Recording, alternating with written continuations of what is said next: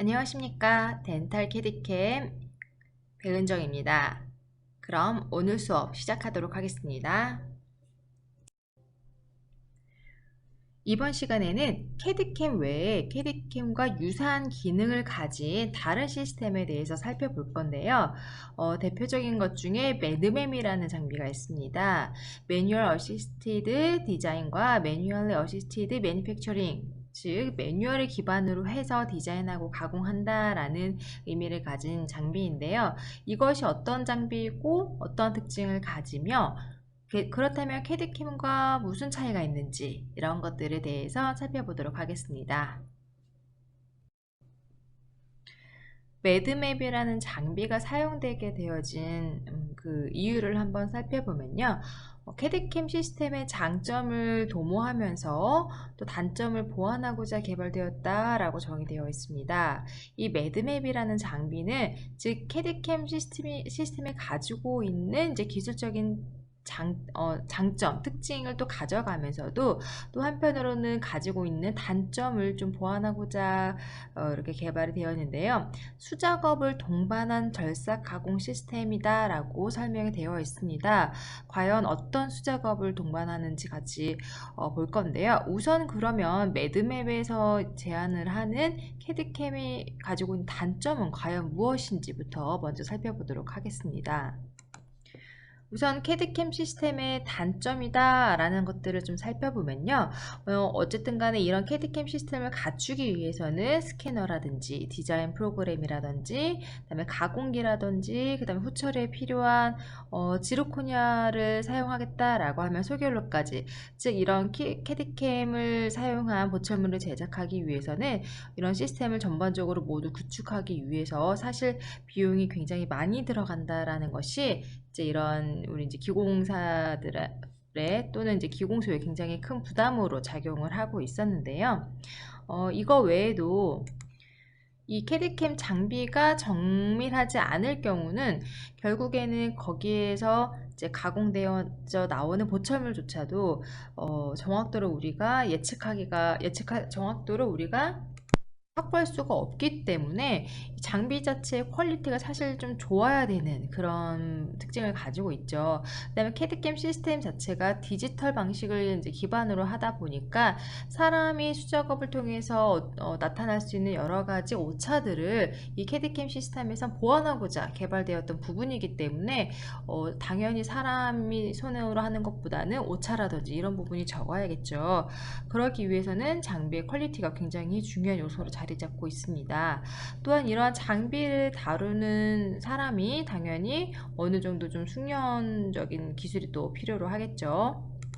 그리고 이런 캐디캠 시스템을 사용해서 보철물을 제작할 때는 결국에는 이런 지대치 관련된 것들을 먼저 스캐닝 과정을 거쳐야 되잖아요. 그래서 지대치 형상의 컴퓨터 입력 과정, 즉 스캔 과정부터 시작해서 컴퓨터 소프트웨어상의 설계, 디자인 과정을 말하는 거겠죠. 그 다음에 가공 후에 지르코니아 설계 후 생길 수 있는 이 수축에 따른 부정확성, 이런 것들이 발생을 할 수가 있습니다.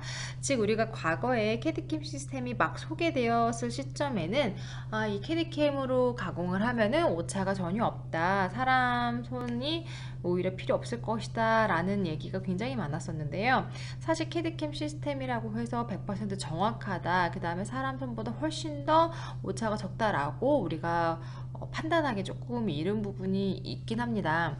왜냐하면 이제 스캐너가 갖고 있는 스캔을 얻을 때 우리가 결국 포기해야 되는 어큐러시가 있죠. 이제 그런 부분들, 그 다음에 내 디자인하면서 놓칠 수 있는 부분도 언더컨 영역이라든지 뭐 이런 부분들도 있을 것이고, 그 다음에 가공 시에 이제 엣지 부분이라든지 이런 부분은 가공이 덜 될 수도 있기 때문에 그 다음에 플러스 이런 소재에 따라서도 생길 수 있는 이런 수축에 따른 오차, 이런 것들은 사실은 우리가 사람의 손으로 해결할 수 없는 부분이죠. 기계적인 부분에서 발생하는 것이기 때문에 사람이 어떻게 할 수 있는 것보다는 사실 기술이 발달이 되면 그 부분들은 해결이 되겠죠. 그래서 이제 물론 스캐너, 디자인 프로그램, 가공기, 소재까지 지금 기술적으로 굉장히 많이 그다음에 이제 급진적으로 발전을 하고는 있습니다. 그래서 과거에 비해서도 분명히 현재 캐드캠은 훨씬 더 오차율도 적어주고 그만큼 정확도도 높아지고 있지만 아직까지 기계적으로 가져가는 이 오차는 분명히 존재를 하기 때문에 100% 기계가 안전하다, 완벽하다라고 볼 수는 없다라는 것이죠. 그래서 이제 이렇게 캐드캠 시스템이 여러 가지 단점을 가지고 있긴 하지만 이제 요거를 좀 보완해서 매드맵으로 이제 가공을 해보자라고 시도가 이제 됐었던 부분인데요. 그러면 이제 매드맵 장비가 어떻게 생겼는지 한번 사진으로 먼저 확인을 해보도록 하겠습니다. 매드맨 장비는 지금 이제 사진에서 보시는 것처럼 이렇게 이제 두 개의 파트가 존재를 하고 있습니다. 이런 매드맵 시스템을 사용해서 보철물을 제작하는 과정은요, 우선 이제 지대치 석고 모형상에서 1차적으로 레진 코핑을 형성을 하고요. 그 다음에 이것을 복제하면서 절삭하는 방식을 통해서 지르코니아 코어를 제작을 하게 됩니다. 따라서 이렇게 처음에 제작하는 이 석고 모형에서 제작하는 레진 코핑의 정확도에 따라서 당연히 최종 제작된 수복물의 정밀도도 결정이 된다고 볼 수가 있겠죠. 그리고 더불어서 이거를 이제 복제하면서 절삭하는 그 숙련 담당자의 숙련도에 따라서도 굉장히 큰 정밀도의 차이를 가질 수밖에 없을 것입니다. 조금 더 쉽게 표현을 하자면요. 왜 한쪽 파트에는 이미 완성이 되어진, 즉 우리가 만들고 싶어하는 최종 부철물의 형태가 존재하고 있고요.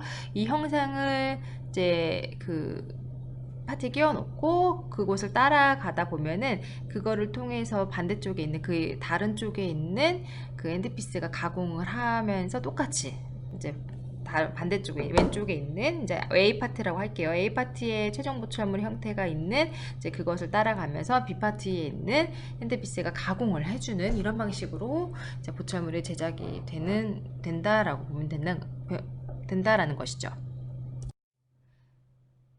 그래서 앞서서 얘기했던 이제 A 파트에 해당이 되죠. 이제 가이드 플레이트라고 되어 있는데 이 보철물 최종 보철물 형태로 만들어 놓고 이거를 형상이 읽어 나가면서 이제 밀링 플레이트에 있는 이런 이제 지르코니아 블럭에다가 직접적으로 이제 밀링을 가해지는 이런 방식으로 진행이 되고 있습니다.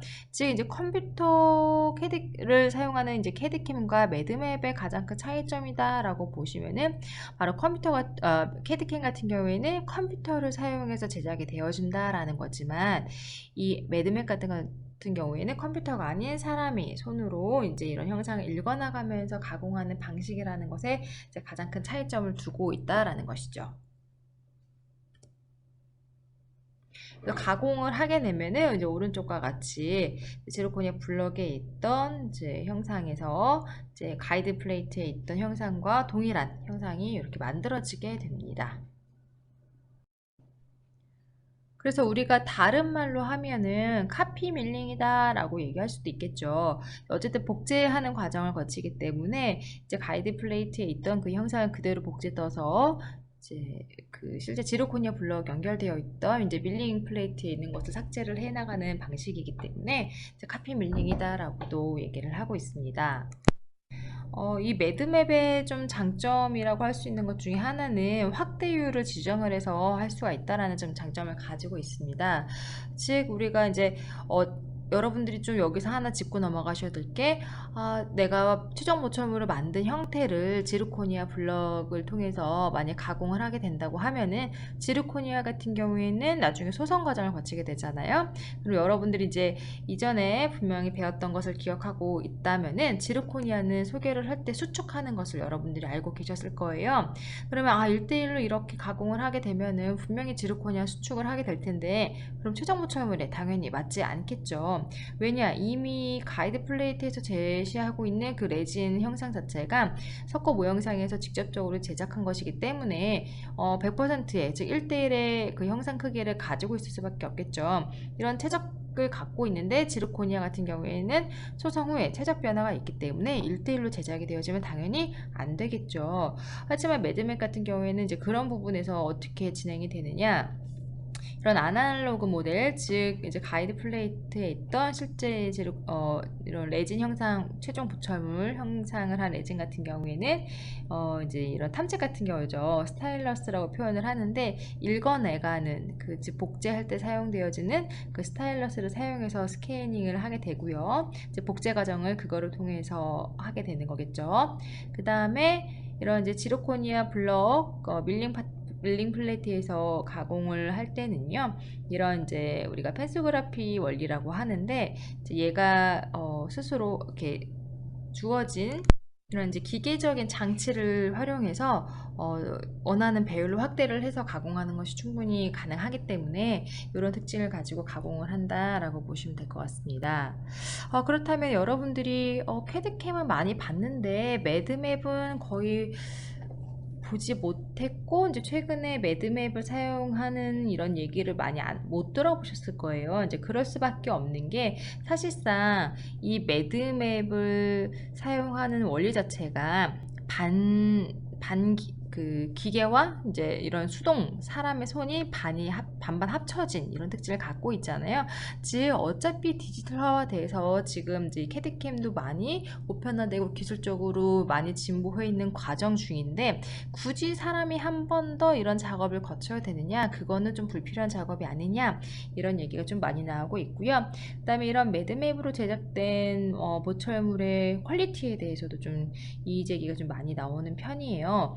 이제 어떤 이의제기가 나오느냐, 즉 매드맵으로 제작한 것보다는 이제 최근에 나오고 있는 진보된 캐드캠으로 제작한 것이 훨씬 더 보철 적합도가 좋다라는 연구 결과가 많이 나옴으로 인해서, 그 다음에 또 캐드캠 장비에 대한 가격도 이제 과거에 비해서는 많이 낮아지고 있는 추세이기 때문에, 이제는 이제 굳이 이렇게 캐드캠 장비에 대한 단점 이라기보다는 그런 것들 좀 극복해서 가격도 많이 낮아지고 기술적으로 많이 좋아지고 있기 때문에, 굳이 이런 이제 단계가 한 번 더 거쳐지는 매드맨 시스템이 좀 효율성이 좋진 않다라는 이런 의견이 대부분 좀 많아지게 되면서, 사실상 매드맨 시스템 같은 경우에는 지금 현재는 우리가 이제 거의 사용을 하지는 않고 있다라고 보시면 될 것 같고요. 하지만 이제 이런 기술도 있고, 이제 캐드캠과 거의 캐드캠 도입 그 시점에 나왔던 이런 기술이라고 보시면 될 것 같아요. 그래서 이런 것들도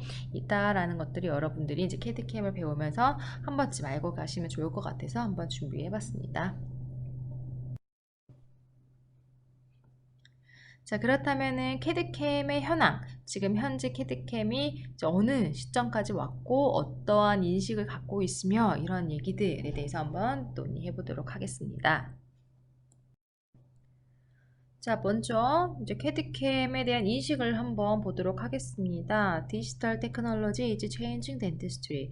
이런 디지털 기술이 지금 이제 치과계에서 어떻게 변해가고 있는지, 어떤 인식을 가지고 있는지 한번 보시면은요.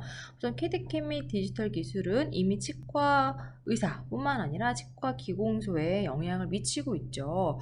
치과 안에는 구강 스캐너를 활용한 디지털 제작법이 이제 활성화되고 있고요. 또 치과 기공소 내에서는 이런 캐디캠을 활용한 보철물이 굉장히 많이 제작 비중이 늘어나고 있죠. 예전에는 이제 이런 지르코니아가 대부분 캐디캠을 활용한 보철물이었다라고 하면은, 최근에는 지르코니아뿐만 아니라 뭐 레진이라든지 왁스라든지 등등등 거기에서 나아가서 이런 이제 CAD를 활용한 이제 3D 프린팅 기술까지 이어지고 있기 때문에 치과 기공소에서도 굉장히 많은 변화가 일어나고 있죠. 거기서 나아가서 지금 또 아래쪽 내용을 한번 보시면은, 이런 치과 디지털 기술이 계속적으로 진보하면서 이제는 임플란트 중에서도 이런 어버트먼트에서도 이런 이제 기술적인 발전이 굉장히 급진적으로 발전하고 있다라는 얘기를 하는 것이죠.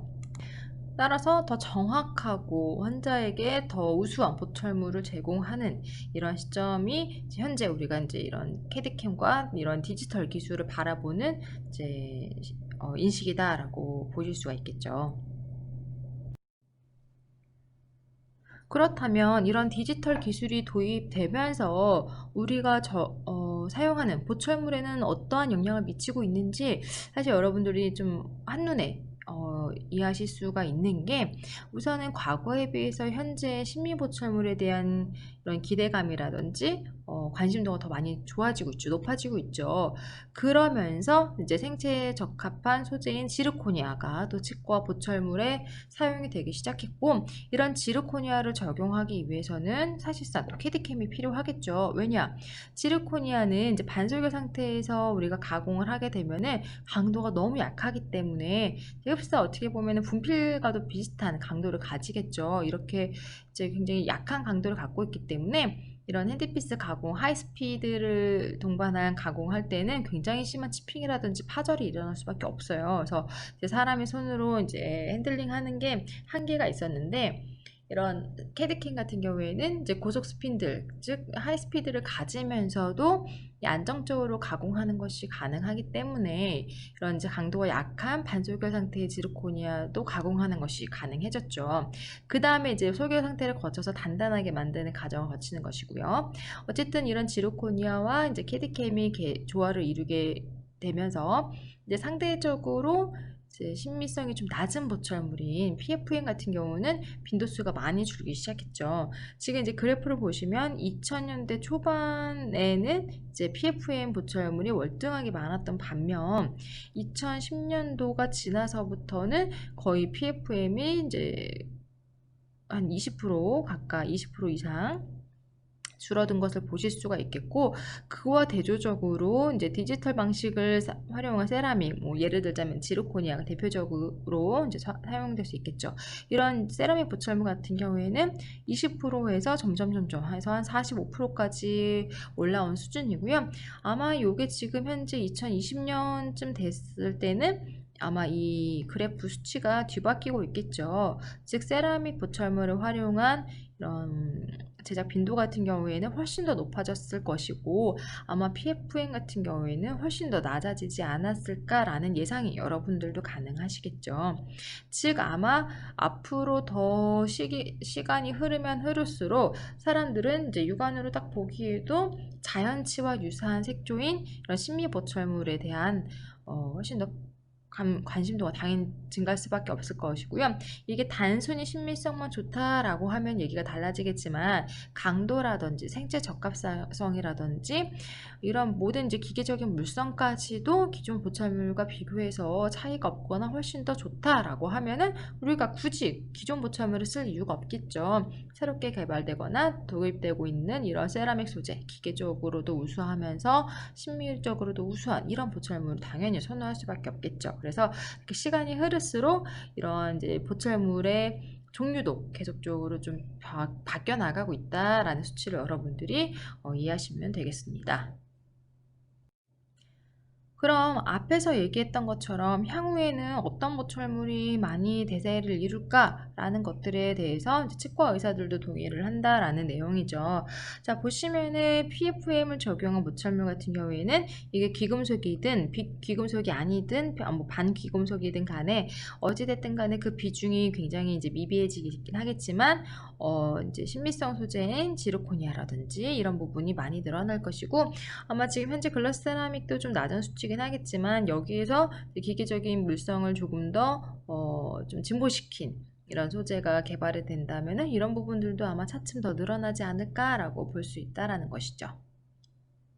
이게 사실 지르코니아가 처음 이제 논의가 되었을 때 어떠한 얘기가 있었냐면요. 이제 일부 치과에서는 이제 지르코니아를 환자 구강 내에 사용하는 것이 적절하지 않다라는 논의가 굉장히 많이 팽배했었습니다. 그게 한 2000년대 초반 정도 얘기가 나온 걸로 제가 기억을 하고 있는데요. 어떤 얘기냐면요. 사실 지르코니아 같은 경우에는 뒤쪽에서도 배울 것이고, 예전에도 한번 저희가 언급을 한 걸로 알고 있지만, 온도 변화에 따라서 상변화를 하게 됩니다. 이런 상이 변하게 되면은 강도적인 부분에서도 영향을 받는데요. 온도가 이제 높게 고온으로 올라갈수록 이게 이제 입자가 더 치밀해지면서 강도가 더 높아지는 이런 특성을 가지고 있습니다. 그래서 지르코니아 같은 경우에는 이런 치과에서만 적용하는 것이 아니라 이미 기존에 뼈라든지 정형외과적인 부분에서 인공 고관절 수술할 때 사용하는 뼈라든지, 아니면은 우리 장신구의 뭐 보석 에도 해당이 될 수가 있겠고요. 아니면 이제 칼 같은 거에도 즉 금속적인 부분 역할을 할 정도로도 굉장히 단단한 성질을 갖고 있기 때문에 활용도가 매우 높았는데요. 이게 이제 캐드캠과 맞물려서 치과계로 도입이 되었고, 이제 들어오면서 환자 구강 안에도 이제 들어가게 된 거죠. 근데 무슨 문제가 있느냐? 지르코니아가 이제 우리 자연치와 유사한 강도를 가진다고는 하지만, 사실 자연치와 유사한 강도라기보다는 자연치보다 좀 더 높은 강도를 가졌습니다. 이게 왜 문제가 되느냐? 자, 대합되는 치아가 자연치일 경우, 그 다음에 자연치와 대합되는 치아가 지르코니아일 경우, 두 치아가 계속적으로 이제 바이팅이 일어나겠죠. 교합이 일어나고, 이제 저작이라든지 발음 이런 과정을 통해서, 아니면 자면서 이갈이가 있을 수도 있겠고요. 계속적으로 맞물림 현상이 일어날 텐데, 이때 마모되는 것이 바로 자연치가 될 가능성이 높다라는 거죠. 왜냐? 지르코니아가 강도가 훨씬 더 높기 때문에.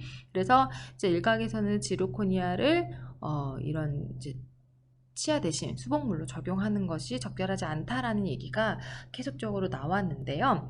이것도 마찬가지로 이제 시간이 지나면서 이렇게 마모를 좀 줄일 수 있는 소재가 이제 계속 개발이 되었고요. 그만큼 이제 지르코니아가 단일은 아닙니다. 우리가 사용하는 지르코니아 보철물이 100% 지르코늄만 들어가 있는 건 아니고요. 거기에 또 여러 가지 이제 첨가물이 섞이면서 적절한 강도와 기계적인 물성을 유지를 하게 되는 것인데, 이런 것들에 대한 이제 연구가 계속적으로 진행이 됐고, 최근에 와서는 이제 그런 논란이 많이 줄어들었죠. 그 다음에 이제 장기적으로 롱텀으로 추적을 해서 봤더니, 지르코니아가 자연치를 이렇게 마모시키는 영향이 크지가 않더라, 미비하더라.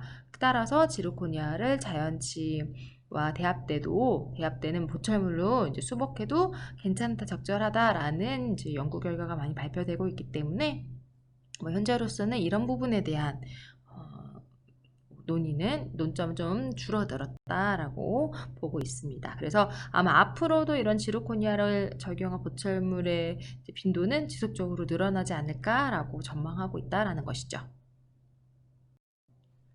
또 이런 연구 결과도 당연히 뒷받침이 되어야겠지만, 앞서 얘기했던 것처럼 환자들이 요구하는 부분도 분명히 존재를 하겠죠. 환자들 같은 경우에는 아무래도 이제 심미적인 부분에 관심이 클 수밖에 없기 때문에, 그 다음에 과거보다는 훨씬 더 현재 이런 심미적인 부분에 관심을 많이 갖고 있겠죠. 예전에야 정말 과거를 이제 비교를 하자면 이제 이런 먹는 것이 가장 중요했고, 그렇기 때문에 저작을 하는 게 치아의 가장 큰 역할이다라고 인식을 하고 있었지만, 최근에는 이런 저작에 대한 이제 역할보다는 심미적인 역할에 조금 더 이렇게 비중이 높아졌기 때문에, 아무래도 환자들도 이런 뭐 자연치와 좀 다른 색상이 뭐 골드라든지 그 다음에 금속이라든지 이런 재료보다는 신미성 있는 소재를 선택하는 이제 비중이 높아지면서, 아마 앞서 얘기했던 것처럼 이런 지르코니아 보철물이라든지 그거랑 관련된 이런 신미성 소재 보철물이 계속적으로 증가할 것이다 라는 것을 우리가 좀 보실 수가 있겠습니다. 그럼 기계적인 특성을 한번 보겠습니다. 우리가 이제 보철물을 평가를 할 때 여러 가지 기준을 놓고 평가를 하게 되는데요. 뭐 기계적인 성질뿐만 아니라 가장 중요하겠죠. 생물학적 안정성, 그 다음에 신미성, 변연적합성, 내구성 이런 것들을 모두 이제 포함해서 봐야 되는 것이고요. 이런 모든 기준에 적합해야지 우수한 재료다. 그 다음에 이런 것들을 거치고서 만들어진 보철물이 좋은 보철물이다 라고 우리가 얘기를 할 수가 있겠습니다. 그러면 이런 이상적인 수복 재료를 평가하는 이제 이런 기준을 먼저 보시면은요. 기계적인 성질에서는 순위를 먼저 한번 보겠습니다. 기계적인 성질이라고 하면은 뭐 마모도도 볼 수가 있을 것이고요. 그다음에 강도도 볼 수가 있을 것이고요. 이런 이제 파절적인 문제, 뭐 취성이라든지 뭐 이런 여러 가지를 볼 수가 있겠죠. 즉, 우리가 수복 보철물로 만들어져서 환자 구강 안에 수복이 된 이후에 이게 생존을 이제 오래 하려면 결국엔 필요한 요건들 중 여러 가지가 이런 이제 뭐 기계적인 성질 중에서도 뭐 강성이라든지 이런 부분이 해당이 되겠죠. 그럼 여기서 기계적인 성질이 우리가 여태까지 사용하고 있던 치과 보철 재료 중에서 어떤 것이 제일 좋으냐라고 본다면 바로 이제 이런 전통적인 합금이라든지 티타늄을 좀 들 수가 있겠죠. 아무래도 이제 합금 같은 경우 골드를 포함한 이런 골드가 포함된 재료들 같은 경우에는 연성연성을 가지면서 우리 구치부에서 사용할 때 이제 교합압이 가해지면은 뭐 성인 남성의 체중으로 비교했을 때 굉장히 강한 강도가 가해지겠죠. 그랬을 때 일반 취성 재료 같은 경우에는 파절될 가능성이 사실은 굉장히 높습니다. 이제 그게 이제 도제 이런 재료겠죠. 세라믹 재료겠죠. 하지만 이런 합금 같은 경우에는 연성과 전성이 있기 때문에 어느 정도 그런 강도가 가해져도 깨지는 것이 아니라 살짝 이제 늘어난다든지 그런 아주 미세한 우리가 육안으로 뭐 확인할 수도 있을 정도가 될 수도 있겠지만 이제 미세하더라도 이제 어느 정도 이것들을 받아들일 수 있는 정도의 이제 물리적인 특성을 갖고 있기 때문에 구강 안에서 사실 파절된다든지 하는 그런 문제점은 좀 없겠죠. 그다음에 티타늄 같은 경우에는 또 강성이 있기 때문에 마찬가지로 기계적으로 좀 우수한 성질을 가지고 있다라고 판단할 수가 있겠는데요. 뭐 세라믹 재료 같은 경우도 어느 정도의 강도는 가지고 있지만 특히 아까 지르코니아 같은 경우에는 자연치랑 비교했을 때 강도가 높다고 얘기를 했죠. 하지만 이제 세라믹 재료의 특성상 잘 깨질 수 있다라는 특징을 좀 가지고 있습니다. 그래서 내가 받아들일 수 있는 이상의 하중이 갑자기 들어온다 하면은 그 부분은 이제 깨져서 나갈 수도 있기 때문에 이제 순위적인 부분에서는 아마 두 번째 중간 정도가 되지 않을까라고 볼 수가 있고요. 자, 생물학적 안정성에서는 세라믹, 그 다음에 도제 티타늄 이런 재료들은 당연히 생물학적 안정성이 있고 사실 이제 이거 외에도 여기에 있는 골드라든지 수지, 레진 이런 재료들도 생물학적으로 안정하지 않다. 즉 사람한테 유해 반응을 일으킨다든지 민감성을 이제 나타낸다든지 아니면 알러지 반응을 나타낸다든지 이런 게 조금이라도 있다라고 하면은 아예 사용이 사실은 불가능하겠죠. 이런 생물학적인 안정성은 굉장히 최소의 기준을 가지고 우리가 봐야 되기 때문에 조금이라도 우리 인체에 안 좋은 영향을 미칠 수 있다라고 하면은 절대로 사용을 해서는 안 되겠죠. 즉 여기에 사용되어진 재료들은 어느 정도 생물학적 안정성을 인정을 받았다라고 보는 것이고요. 그 중에서도 더 안정할 수 있는 게 어떤 것이냐라고 한다면은 이제 이런 도제라든지 아니면 이제 고강도 도제 같은 경우는 이제 지르코니아 베이스를 얘기를 하는 것이고요. 그다음에 일반 세라믹이라든지 티타늄 이런 것들은 생물학적으로도 안전하다라고 이제 평가를 받고 있습니다. 심미성적인 부분에서는 당연히 도제, 수지 이런 것들이 해당이 되겠죠. 근데 이제 고강도 도제가 이제 중간 정도의 순위를 받은 뭐 이유를 얘기를 하자면 이게 지르코니아 같은 경우에는 이제 단일로 적용되는 것이 아니라 우리가 이제 일반적인 이제 파우더로 축성해서 제작하는 보철, 세라믹 보철 같은 경우에는 어느 정도 컬러를 재현하는 것이 좀 가능하지만 지르코니아 같은 경우에는 아직은 좀 한계가 있죠. 물론 이제 최근에는 지르코니아 이런 블럭 자체에서도 이제 쉐이드를 좀 나눠가지고 그라데이션을 줘서 우리 자연치와 유사한 색조를 낼 수 있게끔 해주는 것들이 나오긴 했지만 아직까지 이런 부분에서는 조금 이제 기존의 이런 이제 파우더 축성하는 세라믹에 비해서는 조금 낮을 수 있다라는 것 때문에 이제 중간 정도로 평가를 받았고요. 네, 아무래도 이런 합금이라든지 티타늄 소재의 이제 금속성 소재 같은 경우에는 당연히 심미성이 낮을 수밖에 없겠죠. 그다음에 변연적 합성에서는 이제 이런 지르코니아도 우수하고 티타늄도 우수하고 제 레진, 도제, 수지 이렇게 순서를 좀 받을 수 있다라고 하는데 요거는 조금 반드시 이렇다라기보다는 그런 상황에 따라서 그다음에 이런 숙련 자의 이런 경험에 따라서도 조금 달라질 수는 있을 것 같습니다. 다음 내구성적인 부분에서는요, 이제 지르코니아 또 우수한 편이고, 그다음에 티타늄, 도제, 세라믹 모두 내구성 좋다라고 얘기를 하고 있습니다. 뭐 합금도 나쁘진 않지만 이제 앞서 말한 소재들에 비해서는 중간 정도 평가를 받고 있고요. 아무래도 레진이 이제 강성이라든지 내구성이라든지 이런 부분에서는 조금 다른 재료에 비해서 좀 낮기 때문에 이런 보철물의 영구적인 기준을 좀 본다라고 하면은 우리가 보통 보철물은 이제 거의 영구적이다라고 얘기는 하지만 레진 같은 경우에는 사실 한 주기마다 조금 바꿔줄 필요가 있다라는 얘기가 좀 나오죠. 아무래도 이제 내구성적인 부분에 조금 한계는 있기 때문에. 그래서 우리가 이제 보철물을 만들고 그 보철물에 대한 평가를 한다고 하면은 이제 이런 기준을 가지고 평가를 할 수가 있고요.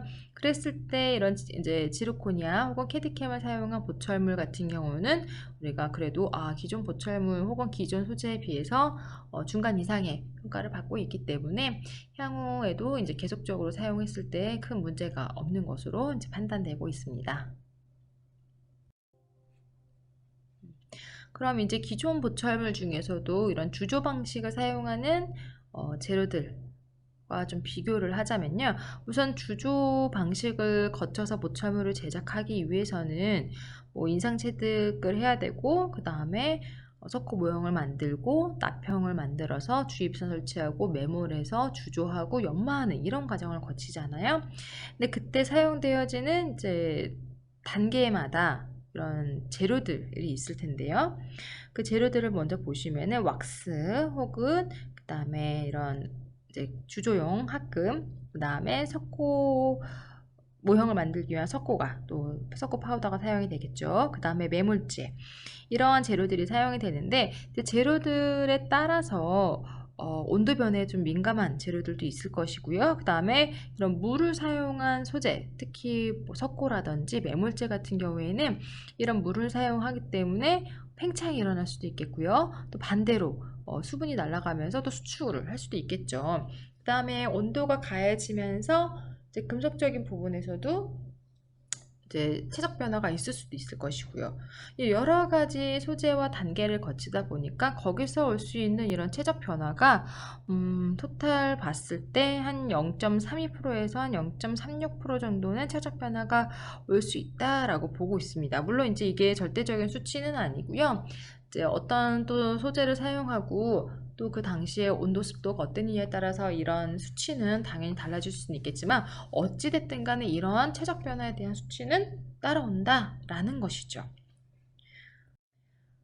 그리고 결국에는 이런 체적 변화가 있는 상태로 보철을 제작을 하게 되면은 보철 제작한 이후에 우리가 처음에 생각했던 것과는 다른 결과가 나올 수도 있다라는 것이죠. 이제 이런 지금 보시면은 주조 방식을 통해서 제작된 보철물 같은 경우에는 마지널 갭이 한 50에서 100 정도 된다라는 이제 연구 결과가 있고요. 이제 그 외에 라이트 큐링이라든지 레진 작업한 것들 같은 경우에는 뭐 30 정도의 이제 마이크로미터의 이런 갭 차이가 날 수 있다라고 얘기를 하고 있고요. 캐드캠 같은 경우에는 20 마이크로미터 정도의 이제 갭이 발생할 수 있다라는 얘기를 하고 있습니다. 마찬가지로 이것도 절대적인 수치는 아니고요. 이제 또 이렇게 실험했을 당시에 환경이라든지 그 다음에 뭐 과정에 따라서 당연히 차이는 있을 수는 있겠는데 어찌됐든 간에 주조 방식을 사용하는 것보다는 이제 이런 캐드캠 방식을 사용하는 것에서 마지날 갭이라든지 이런 우수성이 조금 더 좋아지고 있다라는 것을 좀 보여주기 위해서 이런 표를 준비를 해본 거고요. 물론 기존에 사실은 이런 주조 방식을 통해서 제작된 보철물 같은 경우에는 50에서 100이라고 여기에서는 이제 작성은 되어 있지만 실제 다른 연구를 좀 찾아보면은요, 뭐 크게는 200에서 정말 많게는 300까지도 이렇게 정확도가 좀 낮아지는, 즉 마지날 갭이 생기는 경우를 볼 수가 있는데요. 기존에는 그럼 이런 것들을 어떻게 해결했냐? 환자 구강 안에 뭐 100마이크론 이상의 오차가 나는 이런 보철물을 갖다가 이제 세팅을 했냐? 그건 아니라는 거죠.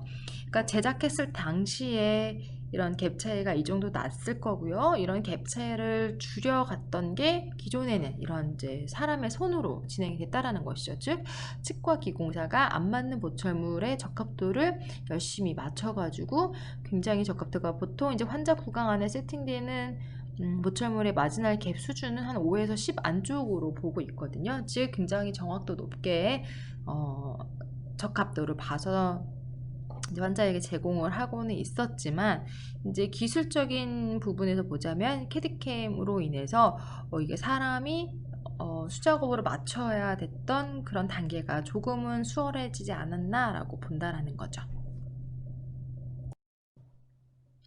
그러면 캐디캠을 사용해서 제작한 보철물과 기존의 캐스팅 방식을 사용해서 제작했던 보철물에 어떠한 차이가 있는지 한번 좀 보도록 하겠습니다. 우선 적합도적인 부분에서는 캐디캠을 사용한 것이 훨씬 더 정확하다라고 보고 있고요.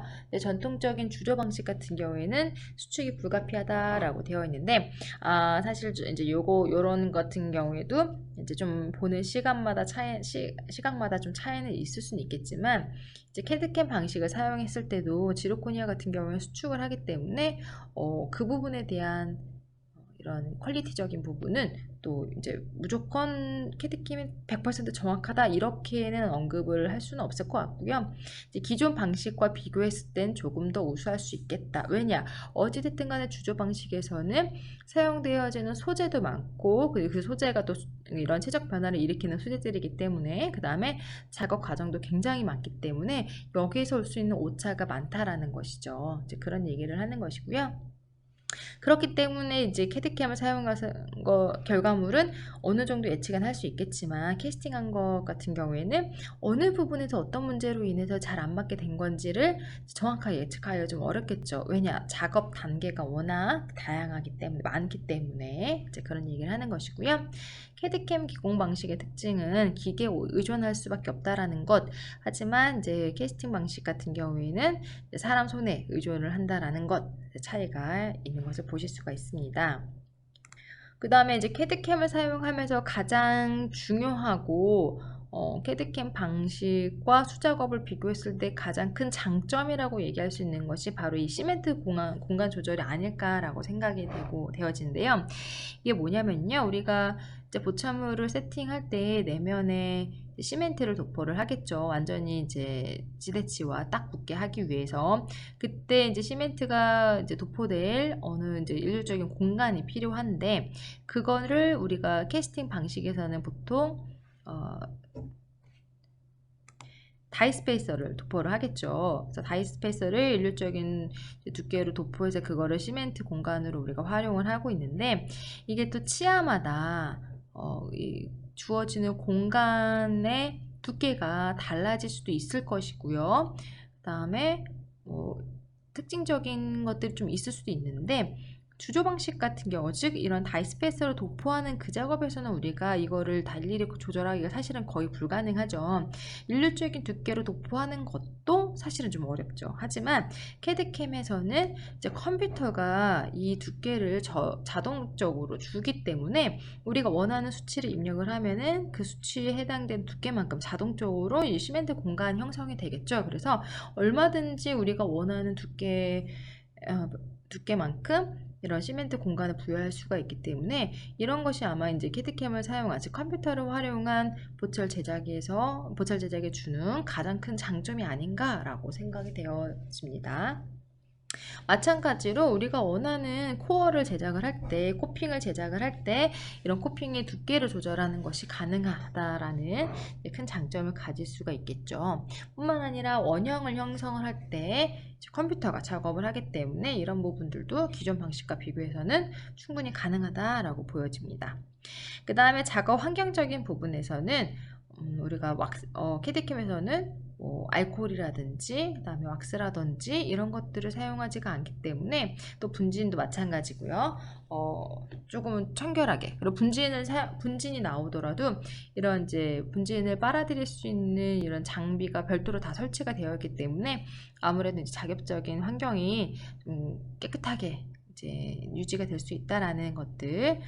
그다음에 이제 이런 캐스팅 방식 같은 경우에는 우리가 매몰도 해야 되고, 석고 모양도 만들어야 되고, 나평도 만들어야 되고, 그다음에 이제 주조하고 나서 연마도 해야 되고, 이런 과정을 거치면서 아무래도 이제 작업 환경적인 부분을 우리가 소홀하게 되면은 좀 불결해질 수도 있다라는 이제 좀 단점을 가지고 있죠.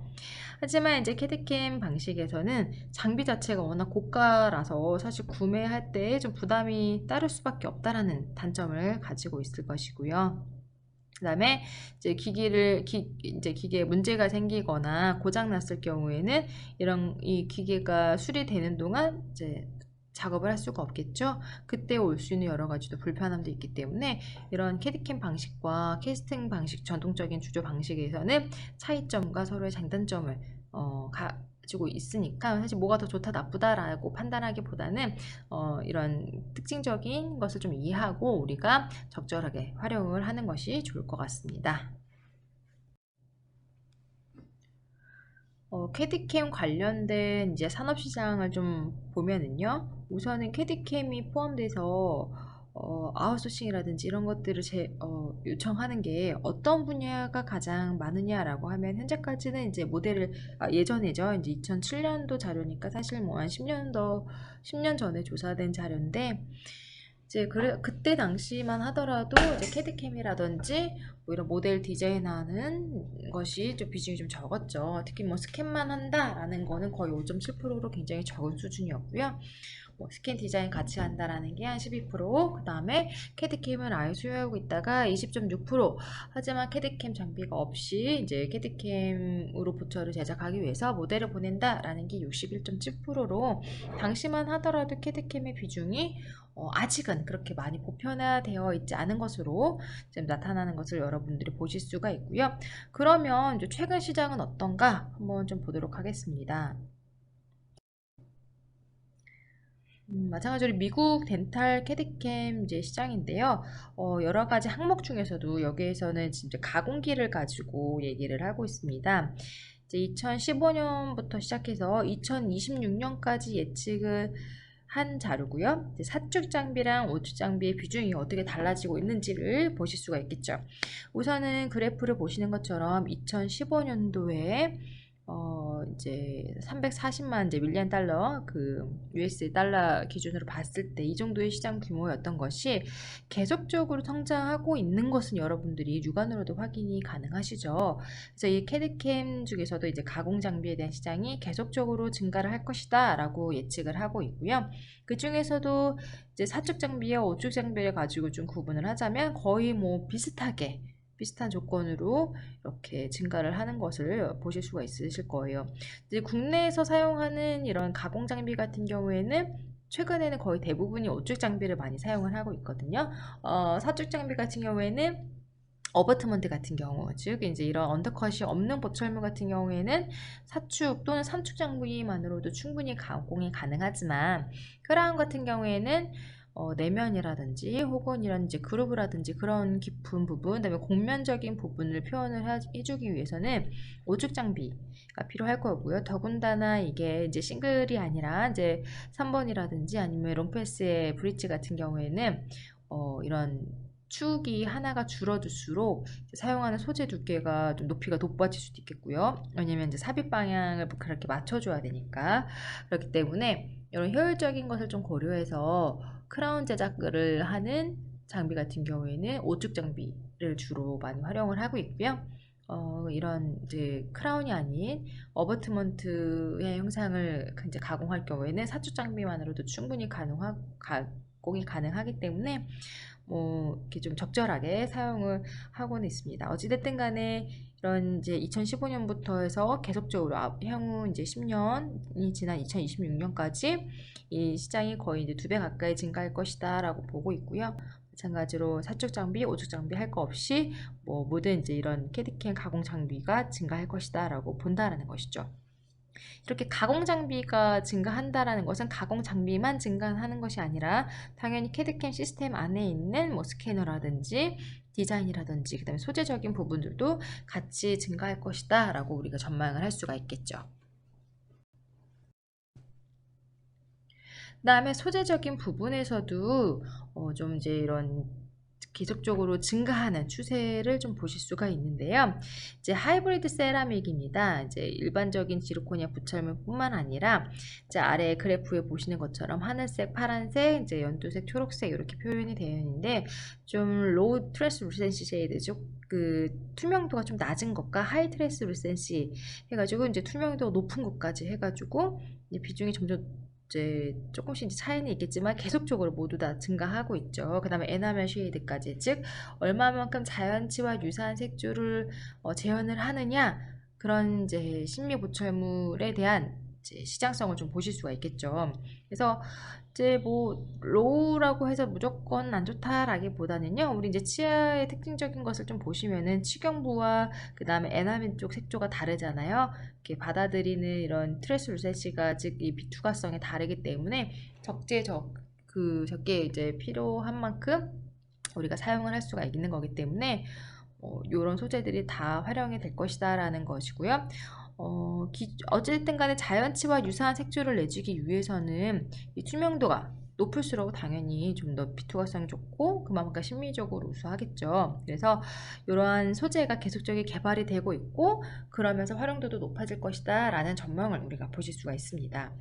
2013년도부터 조사돼서 2024년도까지 예측도를 보시면은요, 이렇게 지금 현재 사용되어지고 있는 요 쉐이드의 세라믹 계열 보철물이 계속적으로 증가를 할 것이다 라고 우리가 이제 전망을 하고 있다라는 것이죠. 그리고 이제 미국 시장에서 보고 있는 치과 보철물 이제 규모를 좀 보면은요, 이것도 2009년부터 해서 2019년도까지 이제 이런 성장세를 한번 봤는데요. 우선 2009년에 이제 가장 많은 비중을 차지했던 게 바로 이제 크라운 보철물인데, 크라운의 보철물 비중이 좀 현재는 높은 거를 확인을 할 수가 있겠죠. 2009년도 당시에. 그러면서 이제 크라운 보철물 외에도 이제 브릿지라든지 인네이라든지 뭐 온네이, 비니어, 덴처 등등의 보철물 비중도 이 정도였는데 이게 점점 증가하고 있다. 이제 특히 뭐냐면 이제 이게 캐디캠을 사용한 보철물의 제작 비중이 이렇게 점점 높아지고 있다라는 거를 이제 확인할 수가 있겠죠. 그리고 연평균 성장률도 지속적으로 늘어나고 있다라는 것을 좀 보실 수가 있겠습니다. 일본도 좀 비슷한데요. 일본의 이런 캐디캠 시장을 좀 보자면은 여기서 좀 특징적인 거를 살펴볼 수가 있겠죠. 우선 그래프가 두 가지 종류가 있는데 이제 막대 그래프로 파란색으로 나타난 막대 그래프와 이제 빨간색으로 나타난 선 그래프를 좀 보셔야 될 것 같아요. 여기에서 의미하는 게 뭐냐? 2014년도부터 2018년도까지 이런 가격을 보면은 이제 덴탈 캐디캠 시스템에 대한 가격적인 면을 보면은요, US 달러로 4,600 정도 하던 게 줄어드는 걸 좀 보실 수가 있겠죠. 물론 이제 계속적으로 일률적인 하향 곡선은 아니지만, 점차 계속적으로 줄어들고 있는 거를 확인하실 수가 있고요. 2018년도에서는 3,940 정도로, 그러니까 이제 1년 차이는 그렇게 크지가 않죠. 이제 2015, 16년도 차이가 크게 없고, 그다음에 17, 18년도 차이가 이제 가격적인 차이는 크진 않지만 2014년과 비교했을 때는 이제 줄어들고 또 줄어들고 이런 줄어드는 이제 계단식으로 줄어드는 특징이 좀 보이죠. 이제 그와 반면에서 이런 유니트 이 비중, 이 시스템을 보유하고 있는 비중 자체는 점차 늘어나고 있죠. 이제 237의 수치를 2014년도에 기록했는데 이것들이 조금 낮아지는 듯 하다가 2017년도 돼서는 이제 폭발적으로 늘어나죠. 300에서 348로. 그리고 아마 2018년도 이후에는 이 이제 캐디게임 시스템 시장이 더 커질 수도 있다라는 이제 이게 조금 예상이 되는 그래프죠. 여기서 의미하는 게 뭐냐면요. 캐디캠 시스템에서 가격적인 부분은 줄어든다라는 거죠. 지금 이게 좀 보편화되기 시작하면서 이제 이게 보편화되지 않았을 당시에는 좀 희소성도 있고 이제 개발 막 당시이기 때문에 이제 시장도 크지가 않아서 가격적으로 굉장히 좀 고가라고 하면은 이제 시간이 지나면서 이제 유사 기술들도 개발될 것이고 시장도 점점 커지면서 당연히 소비되는 부분들도 넓어지겠죠. 소비자층도 많아지고, 그 다음에 소비자층이 많아지게 되면 당연히 제조하는 그런 업체들도 많아지겠죠. 그럼 제조업체가 많아지게 되면은 이제 대량 생산이 되면서 당연히 이제 시장 특성상 가격은 좀 다운되는 이런 현상이 나타난다라는 거죠. 이게 지금 일본에서 나타났던 현상이고요. 그거 대비해서 이제 지금 얘기했던 거 마찬가지로 가격은 줄어들었지만 오히려 이제 보유하고 있는 양은 점점 늘어나고 있다라는 게 요 그래프에서만 보면은 딱 도드라지게 보이는 게 이제 확인이 가능하겠죠. 그래서 이런 캐드캠의 시장이 가격적인 부분은 좀 하향되면서 오히려 이제 보편화적인 부분은 좀 더 늘어나고 있다, 넓어지고 있다라는 걸로 좀 여러분들이 이해를 하시면 될 것 같습니다. 그럼 캐드캠 시장에서 어떤 회사들이, 어떤 제조업체들이 좀 어떤 비중을 차지하고 있는지를 한번 이 그래프를 통해서 보도록 하겠습니다. 우선 세계 캐드캠 덴탈 시스템 주요 업체를 보면은요, 가장 많은 비중을 차지하고 있는 곳이 이제 시로나라는 곳이죠. 그래서 시로나 덴탈 시스템이라는 곳에서 이제 이런 캐드캠 시스템을 보유하고 있는 게 전 세계적으로는 비중이 가장 크다라고 보여지고 있고요. 이제 그 다음으로 이어서는 이제 3M이라든지 카보, 덴치플라이 등등등, 그 다음에 우리가 쓰는 이제 3쉐입 이런 업체들도 있죠. 그 다음에 그 외에 있는 업체들을 합하면 한 13% 정도 기타 업체들도 있고요. 그래서 이런 식으로 지금 다양한 캐드캠 업체들이 있는데 조금 아쉬운 것 중에 하나는 아직은 세계 이런 시장을 선도하는 국내 기업이 좀 없다라는 게 좀 아쉽죠. 이런 캐드캠 시장에서 스캐너에 대한 이제 국내 업체도 있고요. 굉장히 이제 전 세계적으로 좀 주목을 받고 있는 국내 업체도 있고, 그 다음에 가공 업체 같은 경우에 좀 많이 있습니다. 그 다음에 이런 이제 우리나라 업체 같은 경우에는 우리나라뿐만 아니라 이런 중국이라든지 이런 아시아 쪽 시장도 좀 겨냥을 하고 있는 업체들도 있고요. 이제 하지만 이런 덴탈 프로그램 같은 경우에는 사실 그 개발하는 게 쉬운 환경은 아니기 때문에 아직까지는 어떻게 보면은 몇몇 회사들이 거의 이제 독점적으로 가지고 있는 경우가 좀 많긴 합니다. 어찌됐든 간에 우리나라의 기술력으로도 충분히 세계 시장을 선도할 수가 있기 때문에 조금 더 기대를 하고 있고요. 이게 사실은 거의 이제 세계 시장이 크다. 세계 시장에서도 이제 다른 나라의 업체가 크다라는 게 우리에게 주는 의미가 뭐냐면 결국에는 이런 장비를 수입을 해와야 된다는 것과 이제 수입을 하게 되면 당연히 금액적인 부담이 커질 수밖에 없다라는 거. 그 다음에 두 번째는 AS적인 문제가 또 발생을 해요. 기계가 문제가 생겼을 때는 이 장비가 빠르게 수리가 되어야지만 이제 보철물을 계속적으로 제작을 할 수가 있는데 이게 국내에 이런 AS를 담당하는 이제 뭐 지사라든지 이런 게 없다라고 하면은 결국에 외국에 있는 이제 담당자가 국내 방문해서 수리를 진행을 해야 되기 때문에 시간도 오래 걸리고 당연히 또 이제 오고 가면서 생길 수 있는 이런 비용적인 부분도 크겠죠. 이런 문제가 있기 때문에 사실 아무래도 이렇게 수입에 의존할 경우에는 여러 가지 뭐 금액적인 부분, AS적인 부분 이런 것에 좀 부담을 가질 수밖에 없겠죠. 이제 이런 부분들 또 이게 있으니까 이제 국내의 업체가 좀 더 많이 활발화되면은 좋을 것 같다는 생각을 좀 해봤습니다. 자, 그래서 이번 시간에서는 지금 덴탈 캐드캠에 대한 이제 전반적인 내용을 한번 다시 또 얘기를 했고요. 그러면서 이제 국내 캐드캠 현황도 좀 얘기를 했습니다. 그래서 이번 시간은 여기서 마치도록 할 거고요. 그 다음에 이어서 바로 퀴즈 나가도록 할게요. 자, 이번 주 퀴즈 나갑니다. 치과 캐드캠 그리고 기존 전통적인 주조 방식에 대한 차이점을 설명을 했습니다. 그래서 캐드캠으로 제작한 보철물의 특징, 그 다음에 전통적인 주조 방식을 사용해서 제작한 보철물의 특징과 두 기술의 장단점을 비교를 하시면 될 것 같습니다. 1차 시에는 퀴즈가 별도로 없고요. 2번 차 시에 있는 퀴즈를 가지고 정답을 적어서 2주차 과제물 게시판에 제출하면 됩니다. 자, 여러분 모두 수고 많으셨습니다. 감사합니다.